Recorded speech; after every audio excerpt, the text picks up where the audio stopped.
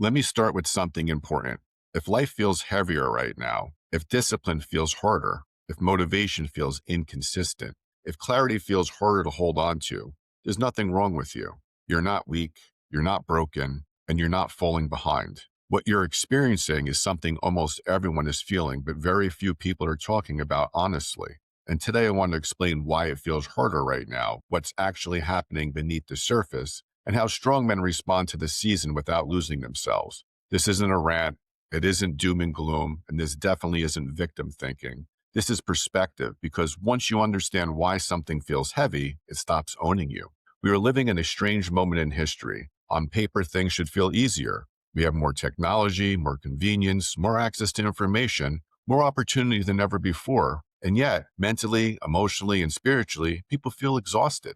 Men feel directionless. Women feel overwhelmed. Relationships feel fragile. Trust feels rare. And certainty feels like a luxury. That disconnect is the first clue. The pressure today isn't physical hardship, it's psychological weight. And psychological weight is harder to carry because you can't see it. Here's the first reason it feels harder right now. You're constantly being pulled in too many directions. Your attention is under attack. Every app wants it. Every headline wants it. Every opinion wants it. Every algorithm wants it. There's no silence anymore. And without silence, you can't hear yourself think. Most people aren't tired because they're doing too much. They're tired because they're reacting to too much. Reaction drains energy. Direction restores it. But direction requires boundaries. And boundaries are uncomfortable. So people stay distracted instead. The second reason, standards have collapsed, but expectations haven't. This is subtle, but it's critical. Society has lowered standards around discipline, accountability, effort, responsibility. But at the same time, it has increased expectations. Be successful, be confident, be happy, be emotionally available, be productive, be healthy, be interesting, be fulfilled, and do it all without struggle. That's an impossible equation. Low standards plus high expectations equal frustration. And frustration, when not understood, turns into anxiety, anger, and numbness. Strong men notice this mismatch and correct internally instead of blaming externally. The third reason, you're waking up, and waking up is uncomfortable. Ignorance really is easier. When you're asleep, you don't notice the misalignment. You don't question your environment.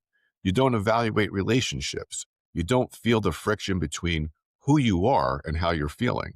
But once you become aware, once you raise your standards, things start to feel heavier, not because life got worse, but because you stopped lying to yourself. Awareness adds weight before it adds strength. That's normal. That's growth. Here's another truth. Comfort has made us fragile. Comfort isn't evil, but unmanaged comfort erodes your resilience. When everything is easy, effort feels offensive. When everything is instant, patience feels painful. When everything is optimized for convenience, discipline feels extreme. So when life demands effort, and it always does, people feel blindsided. Strong men don't curse discomfort. They use it as training.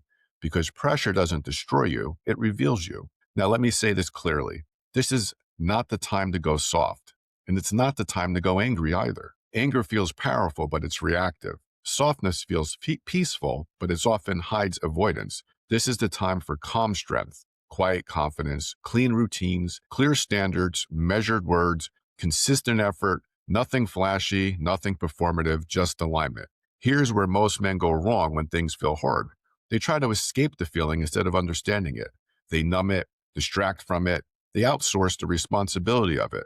They look for someone to blame. They chase validation. They seek shortcuts. But strength isn't built by escape.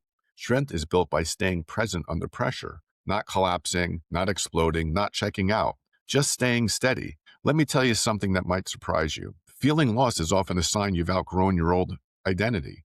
You can't go back, but you haven't fully stepped into what's next yet. The in-between space is uncomfortable. Old habits don't fit. New habits aren't automatic yet. Old relationships feel misaligned. New connections haven't formed yet. That space feels lonely, but it's also where leaders are forged. This is where discipline becomes non-negotiable, not extreme discipline, not obsessive, simple discipline. Wake up when you say you will, train your body, protect your sleep, limit the noise, speak less, observe more, keep your word, respect your time. Discipline is self-respect in motion. And when life feels chaotic, discipline creates order. Another reason it feels harder right now, you're being asked to carry more emotional intelligence than previous generations. Men today are expected to be strong but sensitive, confident but humble, assertive but empathetic, disciplined but emotionally aware. That's not weakness, that's evolution.